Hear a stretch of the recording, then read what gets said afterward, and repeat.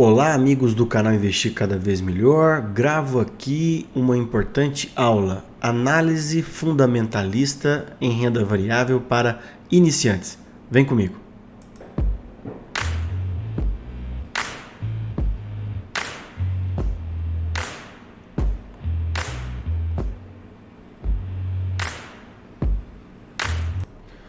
Então, vamos lá?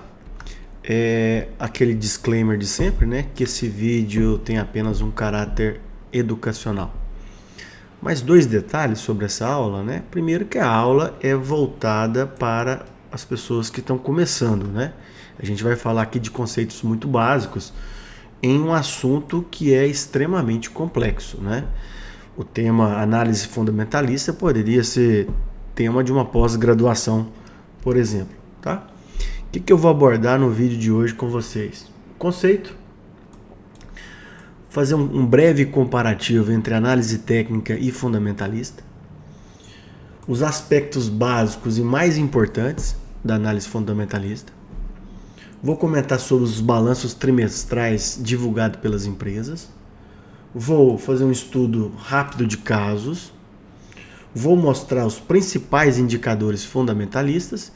E vou falar no final quem que pode nos auxiliar, tá?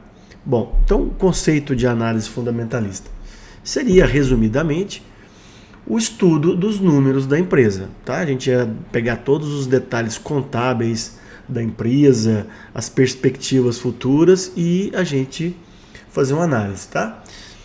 Em dados assim mais objetivos, a gente vai comparar o preço de mercado da empresa, aquilo que o mercado está disposto a pagar naquele momento, com um valor justo, tá? Então a ideia é a gente sempre comparar o preço com o valor, tá? E a gente vai observar se a gente comprando aquele ativo naquele preço, ele tem um bom upside, ou seja, tem um bom potencial de valorização. Outra coisa importante da análise fundamentalista é a gente comparar pares, né? Comparar empresas que estejam no mesmo setor. Ok? Coisas importantes, que uma planilha, ela aceita tudo, né? Então, por isso que a gente vai ver, às vezes, uma determinada empresa sendo indicada por um analista e não por outro, tá? O viés do analista, ele sempre vai acontecer, tá? Ele ao analisar uma empresa, dificilmente ele tem um viés neutro, tá? Outra coisa importante, existe uma mudança frequente de opinião. Às vezes você segue um analista, ele indica aquela empresa, a partir de amanhã ele deixa de indicar por outros motivos, tá? Então essas análises são sempre dinâmicas e a gente tem que ter esse conceito, tá? Bom, análise técnica e fundamentalista. Quem me segue, né, no canal e no site, nos livros, sabe que eu acredito numa sinergia muito grande entre as duas escolas, tá? Mas, do ponto de vista, a gente resumindo assim, bem de forma objetiva, para você pensar no longo prazo, montar uma carteira de longo prazo, você vai usar a análise fundamentalista. No curto prazo, os traders vão usar análise técnica, tá? Eu, particularmente, como já comentei, eu acho que, vamos supor, você está montando uma carteira de longo prazo, fazendo uma análise fundamentalista. A análise técnica vai te ajudar no melhor momento de entrar naquela ação ou aumentar a sua posição, tá? Eu acredito muito fortemente nisso. O que a gente não pode fazer é que muita gente que entra no mercado de bolsa, né, fica comprando e vendendo ativos sem usar nenhum tipo de base, né? Isso não pode acontecer. Eu sou analista técnico profissional, né? E eu uso no meu dia a dia muito a análise técnica, que é a gente vê o comportamento dos preços no tempo, tá? Então a gente sabe se entrou muita gente comprando, se tem volume naquela compra, né? Qual que é a tendência do ativo, né? Mas na minha carteira de longo prazo eu sempre uso os fundamentos e vou mais longe. Mesmo nas minhas operações de curto prazo, eu acabo usando a escola fundamentalista para escolher as melhores ações. Eu não fico comprando ações que têm péssimos fundamentos, tá?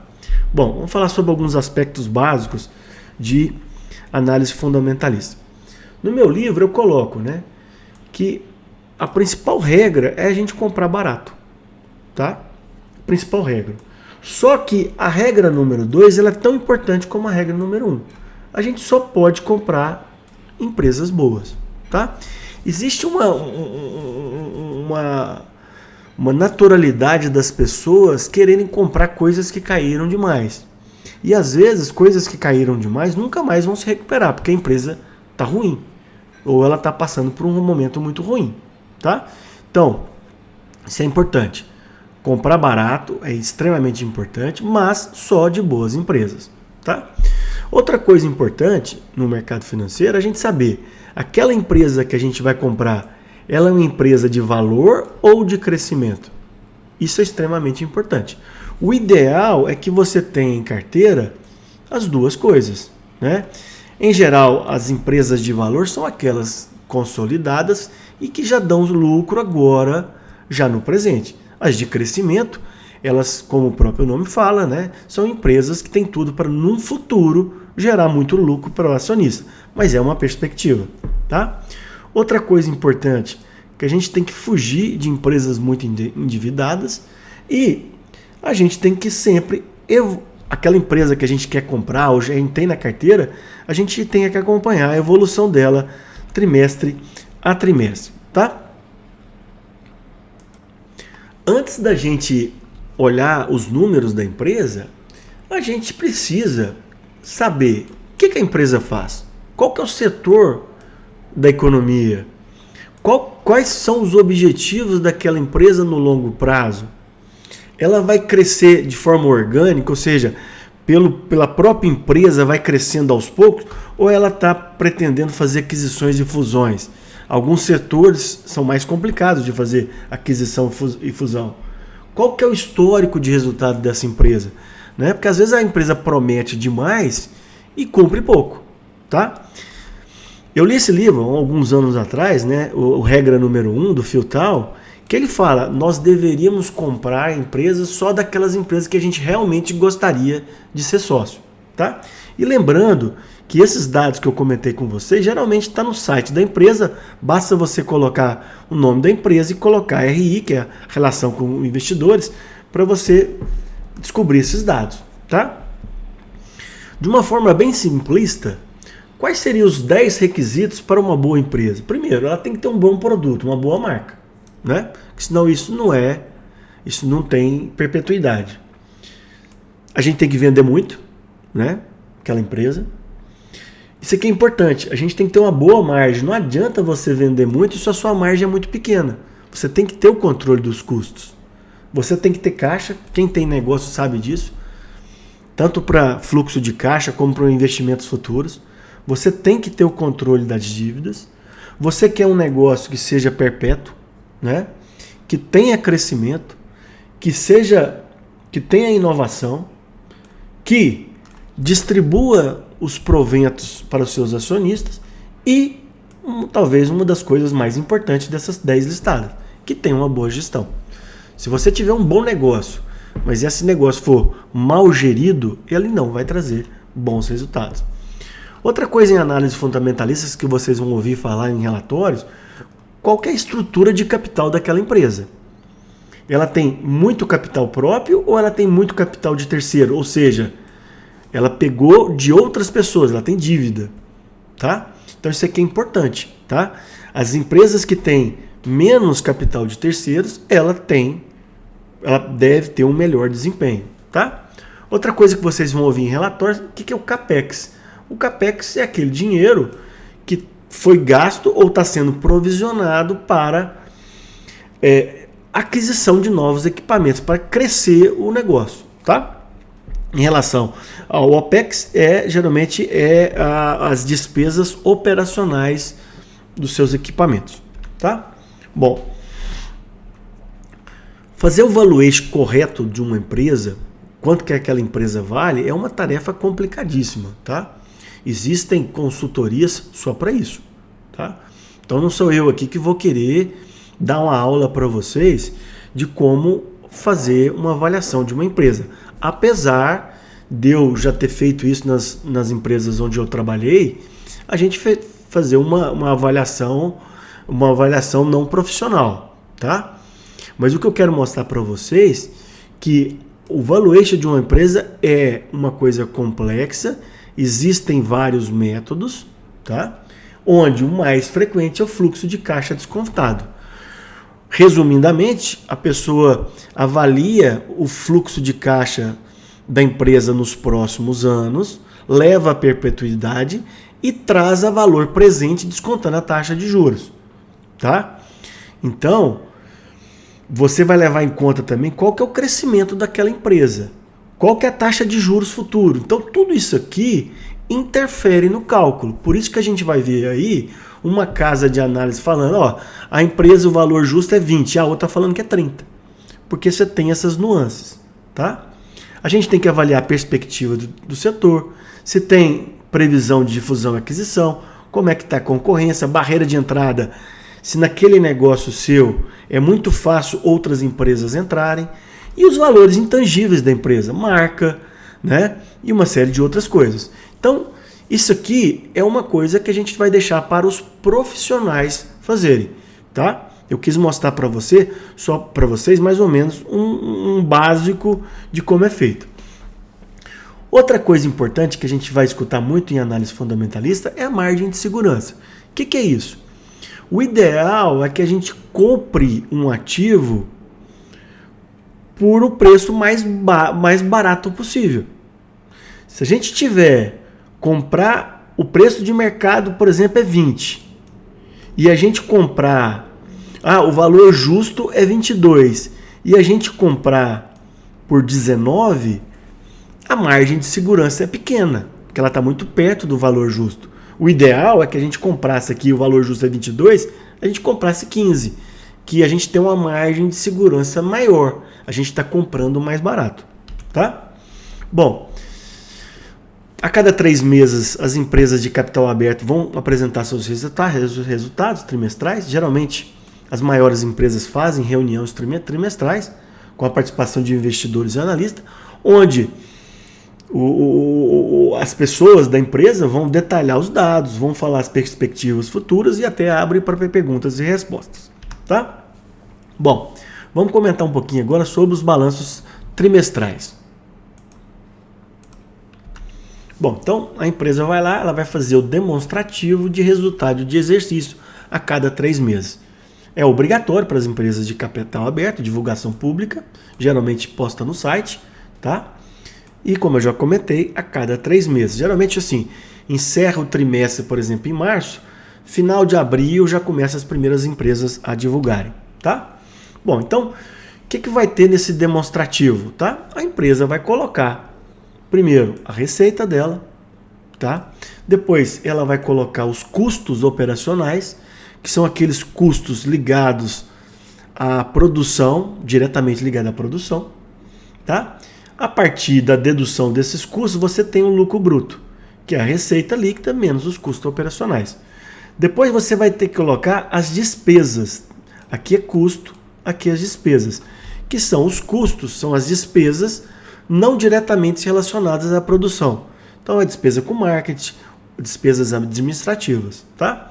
Você deduzindo os custos e as despesas operacionais, você vai ter o lucro operacional, tá?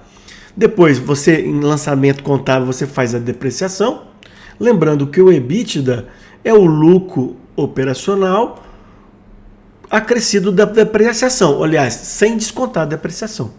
Depois você vai colocar o resultado financeiro. Se você tem aplicações, esse resultado vai ser positivo. Se você tiver muitas dívidas, esse resultado vai ser negativo, tá? Depois você tem o lucro antes do imposto e o lucro líquido. Vamos detalhar melhor isso, tá? Então, o que é a receita líquida, né?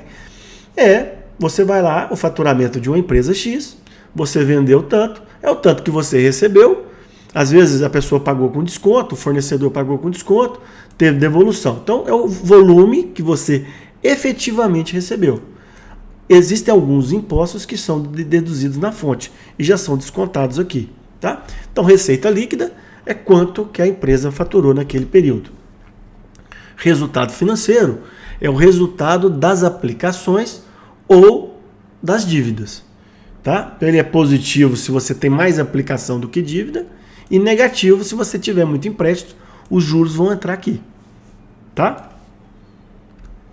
Bom, então tá aqui, né, o demonstrativo de uma empresa tal. Ela vai colocar aqui todas as vendas, né, com as deduções que eu já coloquei, né, tributos na fonte, abatimentos, devoluções, deu a receita líquida. Custos, dá o lucro bruto, outras despesas operacionais, tá? Vai ter, isso aqui vai dar o lucro operacional. Depois você vai colocar o resultado financeiro e depois você vai colocar outras despesas, né?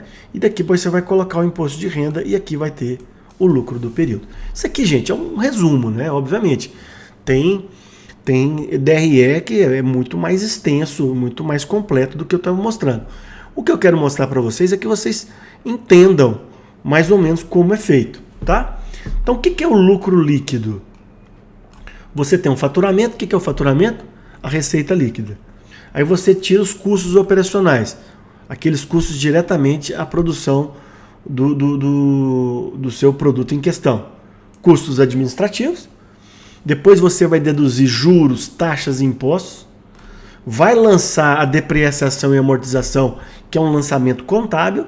Vai colocar o resultado e após tudo isso aqui a gente vai ver se vai ter lucro líquido ou não, que vai ser ou não revertido aos acionistas através dos proventos. Então os proventos, quando você tem a apuração do lucro líquido, que é o lucro final, a empresa pode ou não distribuir. Como é que ela distribui? Ela distribui através de dividendos, que são isentos para as pessoas físicas, né? Juro sobre capital próprio, que é uma outra maneira de distribuir, que você vai ter 15% descontado na fonte, bonificação e subscrição de ação. Tá? Não vou entrar muito em detalhe, depois a gente faz uma aula só sobre isso. Tá? Bom, quando a gente vai fazer uma análise do balanço, né, você pode fazer uma análise vertical, que você vai analisar a participação de cada item no balanço e a relação entre eles. Tá? Ou você vai pegar um item do balanço e vai analisar como é que ele ficou ao longo do tempo. Tá? No dia a dia a gente acaba fazendo isso as duas coisas, tanto a análise vertical como horizontal. Eu trouxe aqui para vocês para mostrar mais ou menos, tá? Eu peguei isso aqui, eu tenho uma assinatura da Fundamentei, né? Que é um dos sites que eu vou indicar para pegar dados fundamentalistas, né? Nessa empresa aqui, ó, dados aqui, ó, mais de 20 anos de dados. Então tá aqui, né? Receita líquida, o EBITDA que eu vou explicar daqui a pouco, né? Resultado financeiro, lucro líquido, né? O caixa, a dívida bruta e assim por diante. Aqui tem todos os dados, tá? Vamos analisar essa empresa em questão, como é que está a receita, como é que está o faturamento dessa empresa. Olha, desde 96, ela teve um crescimento aqui por volta do ano de 2008 a 2010, caiu, depois foi crescendo e agora teve um aumento brutal do faturamento, tá? E o lucro operacional, que é você pegando a receita líquida, descontando os custos operacionais e as despesas operacionais. Olha o que aconteceu. Ela teve uma ótima receita, né? E também teve um ótimo crescimento do lucro operacional. Esse lucro operacional é muito avaliado pelo mercado, tá? E a margem? Será que essa empresa está com uma margem boa? Olha aqui. Uma margem excelente, certo? E cresceu nos últimos anos. Bom, vamos ver então como é que está o retorno sobre o patrimônio líquido, que é o ROI que eu vou comentar mais para frente. Também cresceu nos últimos, olha aqui, ó, está perto de 40%, muito bom. E como é que está a dívida bruta, a dívida total da empresa? Caiu. Então aumentou a receita, aumentou o lucro operacional, aumentou a margem e caiu a dívida. Tá? O que aconteceu? Maior lucro líquido, maior distribuição de provento. Será que essa empresa na bolsa, ela aumentou o valor, o preço ou diminuiu? Olha aqui. tá? Essa empresa que eu estou comentando não é uma indicação, mas é a Gerdau, tá? Aqui é a evolução do preço ao longo desses anos, tá? Eu coloquei para vocês, olha aqui, olha a comparação, olha aqui, segue aqui o lucro, comparando o lucro operacional com o preço das ações, veja que é uma correlação muito interessante, né? Então, no longo prazo, o preço de uma ação tem alta correlação com os resultados. Isso é extremamente importante. No curto prazo, não. Mas no longo prazo, a gente vai ver isso com muita propriedade. Vamos ver outra empresa? Olha aqui. Essa empresa aqui, receita líquida. Bom, aumentou. Beleza. Só que, e o lucro operacional? Caiu. Então, ela está faturando muito, porém, ela teve um aumento de custos e despesas muito grande. Então, e a margem? Olha o que aconteceu com a margem. A margem despencou. Tá? O que aconteceu? Essa empresa aqui é a Magazine Luiza. Olha o preço das ações. Caiu cerca de 90%. Tá? Então, depois a gente pode fazer um novo vídeo mostrando outras empresas. Então, a gente tem que lembrar que existe uma correlação muito grande no longo prazo do preço das ações e os dados fundamentalistas, tá? Bom, agora eu quero comparar empresas do mesmo setor, tá? Então eu vou fazer os indicadores fundamentalistas, que eu vou mostrar para vocês agora, tá? Bom, então eu vou falar quais são os melhores indicadores, qual usar. Eu vou mostrar para vocês que o mais importante é a gente usar a soma de todos, usar todos, não usar um indicador isoladamente, tá? E aqui estão os sites que eu recomendo para vocês, tá? Lembrando que esse aqui, ó, ele oferece uma parte paga, onde você tem mais dados, que é o que eu mostrei para vocês agora, tá? Mas esses dois também têm bons dados, tá? Bom, valor patrimonial por ação. O que a gente vai pegar? Vai pegar o patrimônio líquido, que é a soma de todos os ativos menos os passivos, que são as dívidas. Chegou num valor, divide pelo número de ações. Então, o valor patrimonial por ação de uma empresa X é tanto, tá? Agora, esse dado aqui por si só, ele não tem muita importância. O que a gente tem que comparar é o preço do valor de mercado com o valor patrimonial por ação, que em inglês é price to book, tá? Se a gente vê um preço muito próximo do valor patrimonial por ação, indica que a ação está barata, tá? Então olha aqui, por exemplo, mostrei para vocês, aqui eu tirei do Fundamentos Nord, né? Daquele outro site que eu mostrei para vocês. Eu já tinha mostrado que a Gerdau teve um bom desempenho operacional nos últimos anos, e olha lá, o price to book dela está menos de 1, ou seja, ela está cotada a menos do valor patrimonial. Isso pela queda recente. Até 2-3 semanas atrás, a Gerdau estava cotada a mais de R$30. Tá? Então aqui a gente vê que está tendo uma dissociação entre os fundamentos da empresa e o preço de mercado. Ou seja, se você olhar o momento, seria um bom momento para você entrar com posição comprada em Gerdau. Tá? Obviamente, isso aqui é só uma análise bem objetiva para vocês, não uma recomendação de investimento. Outro indicador muito usado no mercado é o PL, né? Preço-lucro, ou em inglês Price Earnings, tá? Que você faz uma comparação do preço de mercado do lucro por ação, tá? Você pode fazer pelo PL dos últimos 12 meses ou fazer um PL projetado, fazendo uma projeção para o futuro, tá? As duas formas são utilizadas pelo mercado, tá? Teoricamente, se o lucro continuasse estável no futuro, seria o tempo em anos que você receberia o dinheiro de volta. Então, por exemplo, a empresa tem um PL de 5. Então, teoricamente, em 5 anos, o lucro daquela empresa voltaria para o que você investiu, tá? É muito comum também nos relatórios falar assim, ó, essa empresa está negociando 5 vezes lucro, 10 vezes. É uma outra maneira da gente falar do PL, tá? Então aqui eu coloquei a Gerdau de novo, olha lá. Ela está com PL de 2,4, que é um PL baixo, tá? Bom, a Enterprise Value, né? O que é? É o valor de mercado, o preço da ação no mercado vezes o número de ações. A dívida bruta, ou seja, a dívida total, descontada do caixa. Então você está avaliando aquela empresa não só dos acionistas, como também dos credores. Tá?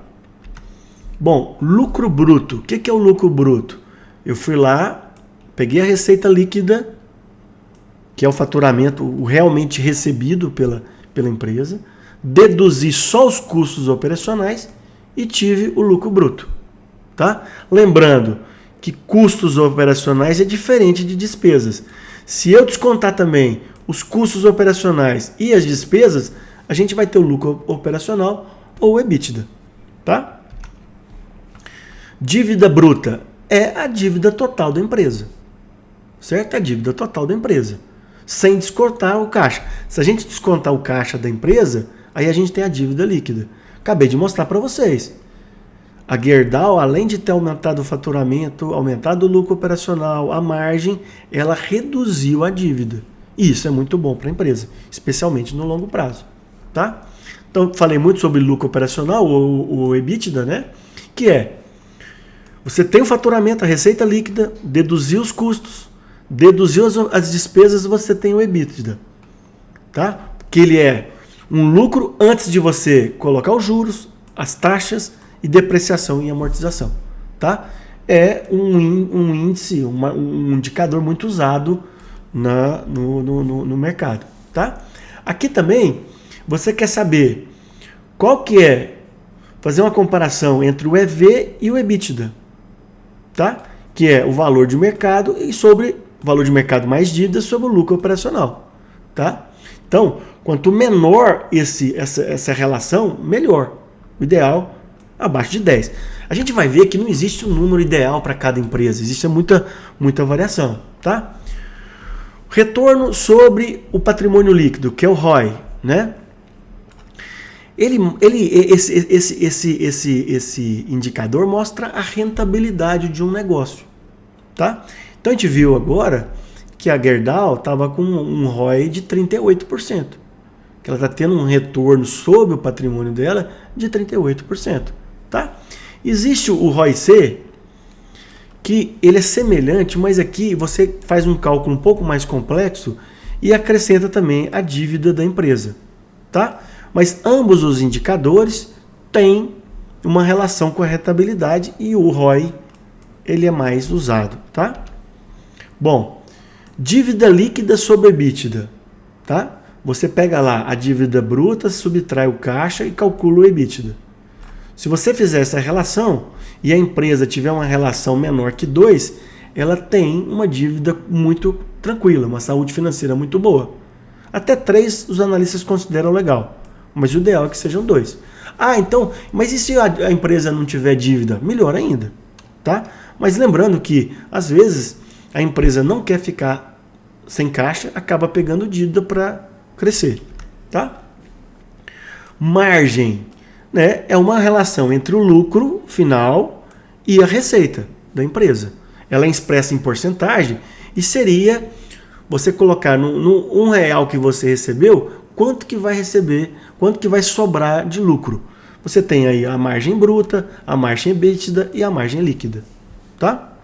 Aqui eu coloquei para vocês, isso aqui aproximadamente. Percebam aqui que a indústria, em geral, visa uma margem menor, já o serviço uma margem maior e o comércio fica nesse meio aqui. Tá? Mas lembrando que cada negócio tem uma margem. Por exemplo, o supermercado tem uma margem muito pequena. Tá? Outras coisas, outros softwares, por exemplo, tem margem muito grande. Tá? Vai ter cada setor, vai ter sua margem. O mais importante é que a gente quer margens ou melhores ou pelo menos estáveis. A gente não quer igual eu mostrei da Magazine Luiza, que estava com margem decrescente. Bom, dividend yield. O que é? Você qual que é o dividendo pago pela ação em relação ao preço da ação, tá? A gente vai ver agora, em junho de 2022, várias ações pagando aí 10% de dividend yield. Ou seja, se a gente calcular o dividendo no ano sobre o preço da ação, a gente vai ter essa proporção de yield, tá? Lembrando que tem empresas que pagam muito dividendos. Aquilo que a gente fala, né? As empresas de valor são aquelas empresas consolidadas, elas tendem a pagar mais dividendo que as empresas de crescimento. Por quê?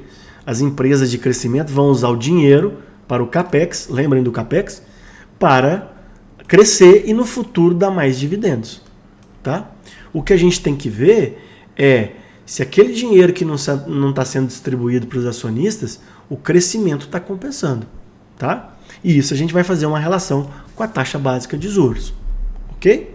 Então, por exemplo, se você compra uma empresa de crescimento, não espere por dividendos. Ela vai colocar os dividendos para aumentar o capex da empresa, aumentar o faturamento da empresa e no futuro pagar melhores dividendos. Payout é a proporção do tanto de lucro que a empresa teve e o quanto que ela pagou. Tem empresas, por exemplo, do setor elétrico que tem payout de 50%. Ou seja, ela pega o lucro total e distribui a metade em dividendos. Outras não, tá? O grande problema das empresas que têm um payout muito alto é que se isso é sustentável no longo prazo. Isso é extremamente importante, tá? Vou comentar para vocês sobre a recompra de ações, que está muito em voga hoje, tá? Isso é bom ou ruim para a empresa? O que é a recompra? A empresa usa o caixa da própria empresa, tá, para comprar as ações no mercado, tá? Aí essas ações elas podem ser anuladas, ou seja, é bom para os outros acionistas porque você vai aumentar a sua posição acionária, ou elas são mantidas em tesouraria para no futuro, quando as ações estiverem mais caras, serem vendidas, tá? Se você pensar num primeiro momento, a recompra é quando o controlador acha que as ações estão baratas e ele vai lá e compra para vender no futuro ou anular e fazendo um maior retorno para os acionistas, tá? O problema é que você tem que pensar, bom, será que não seria melhor usar aquele dinheiro para o crescimento da empresa? Talvez o controlador não está vendo tantas oportunidades. Outro problema de você tirar ações é você diminuir o número de ações que estão livres no mercado. Quanto menor a liquidez, pior as negociações, tá? E um grande problema aqui é que às vezes o controlador quer manipular o preço das ações, né? Ele está ali recomprando as ações visando manter o preço da ação ou até mesmo tentando forçar a subida das ações. Só que como aquilo ali é uma coisa forçada, no futuro ele vai perder dinheiro, porque isso não é sustentável, pode as ações caírem de preço, tá? Outra coisa importante para a gente finalizar são as características especiais de cada setor. Então, por exemplo, quando a gente vai lá fazer um valuation de uma empresa, hoje o petróleo está a 112, o barril. E daqui 2 anos, quanto que vai estar? 150, 60, 50? Tá? Então é muito difícil a gente fazer um valuation de longo prazo para as commodities. Lembrar que são cíclicas, né? Bancos, geralmente os analistas não usam o EBITDA, né? E você quer saber o índice de Basileia, né? Que é a proporção de dinheiro emprestado pelo banco sobre o próprio dinheiro do banco, tá? Então aqui no Brasil, mínima de 11. Quanto maior esse índice de Basileia, melhor, mais saudável é o banco.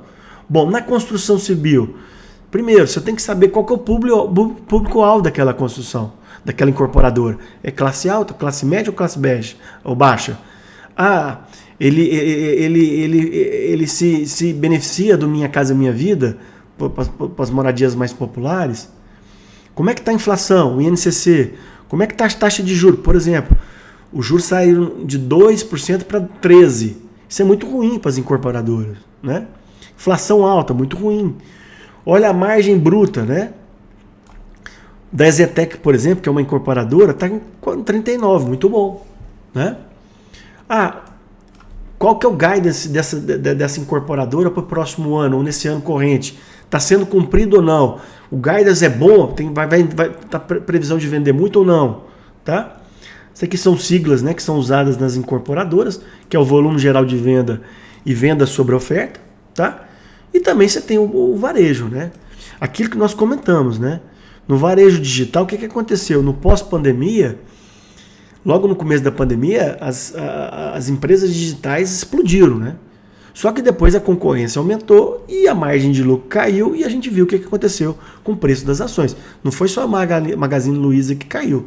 Magazine Luiza, Via Varejo e outras empresas, inclusive negociadas lá fora, como por exemplo o Mercado Livre. Tá? Bom, o que eu quis mostrar para vocês é, diante de um assunto muito complexo como esse, eu tentei simplificar ao máximo para vocês. Tá? Como é que eu faço no meu dia a dia que eu vou mostrar para vocês, tá? Quem pode te ajudar? Antes de alguém te ajudar, você tem que ter esses conhecimentos básicos mostrados por mim para você entender pelo menos o relatório que você vai ler. Senão você vai estar comprando alguma coisa, sendo que você nem entendeu o que o cara do outro lado quis falar para você, tá? Isso aqui é importante. Por mais que você estude no dia a dia, você não vai conseguir fazer essa análise sozinho, tá? Por quê? Porque é um assunto complexo. Pensa, por exemplo, numa asset, numa gestora. Lá tem 30 pessoas trabalhando, cada uma estudando um setor. Às vezes tem uma pessoa que estuda só 2, 3 empresas. Vai lá na empresa, conversa com as pessoas, visita as empresas, tá? Então assim, infelizmente nós profissionais liberais, a gente não vai ter como fazer uma análise perfeita. Todavia, a gente tem que ter esse conhecimento para entender o relatório das pessoas e outra coisa importante, comparar. É muito comum, eu às vezes pego um relatório de uma empresa, tá falando, ó, compra. Eu pego lá o relatório de outra casa de análise, venda. Eu tenho que entender por que eles estão fazendo isso, quais são as premissas, tá? Outra coisa, erros vão acontecer. Eu vejo que muitos analistas são criticados na internet, nas redes sociais, né? O que acontece?